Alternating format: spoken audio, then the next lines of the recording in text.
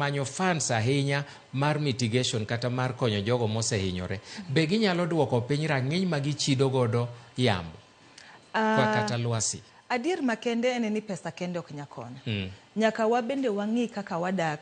Nyaka wabe walok kitwa gik mwatimo. Pinje mabet ka chido go be nyaka lok kaka gidak.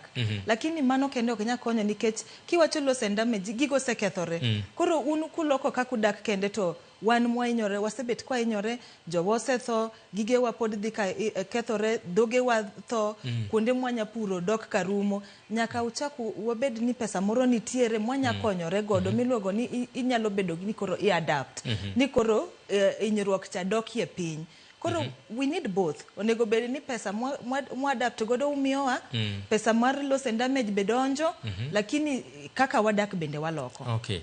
To ka kuom ranyisi wadwa ni mondo wachak gi dala ka, be nitie kaka dhano kata jo Kenya be contribute e lokruok mar yamo e kor lwasi to say